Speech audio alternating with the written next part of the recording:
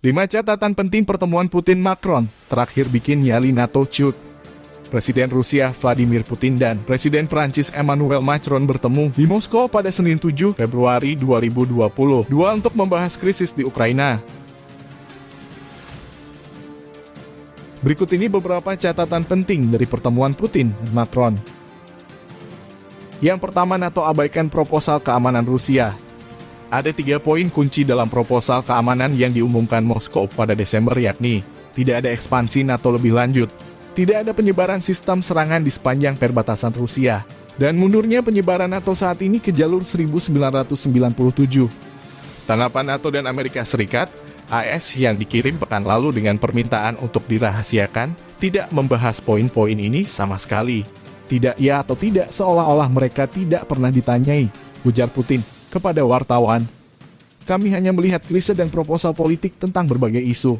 Yang kedua, Macron sarankan mekanisme baru untuk krisis Ukraina. Jika mekanisme dan perjanjian yang ada tidak cukup menyelesaikan situasi keamanan, dia menyarankan yang baru harus dirancang dan diterapkan.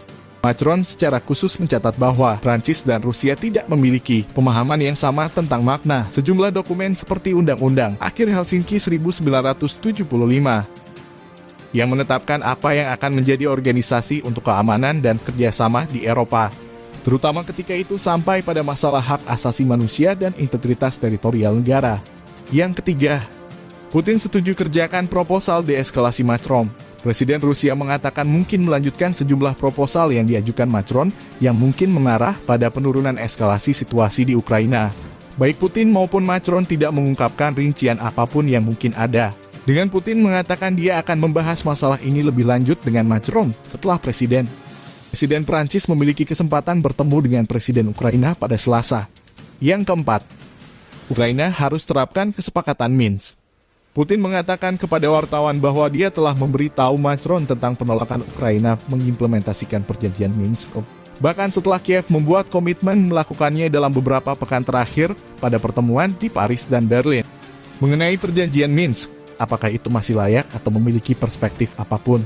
Saya merasa tidak ada alternatif selain itu, ujar Putin kepada wartawan. Yang kelima, Putin ancam kemungkinan perang nuklir. Mengangkat argumen NATO bahwa negara manapun bebas bergabung dengan aliansi jika diinginkan. Putin mengatakan Ukraina melakukan hal itu dengan cepat akan menghasilkan perang nuklir dengan Rusia.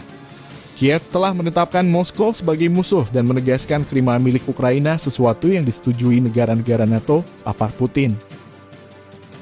Semenanjung Crimea memilih bergabung kembali dengan Rusia setelah kudeta Februari 2014 di Kiev. Kudeta itu didukung AS dengan mengorbankan kesepakatan pembagian kekuasaan yang dimediasi Prancis dan Jerman. Keanggotaan Ukraina di NATO akan memicu klausul pertahanan bersama pasal 5 aliansi saat Kiev memutuskan mengintegrasikan kembali Crimea dengan paksa, yang pada dasarnya mengakibatkan perang dengan Rusia, kekuatan nuklir terkemuka di dunia. Tidak akan ada pemenang. Macron tidak menginginkan hasil seperti itu, saya juga tidak, tegas Putin.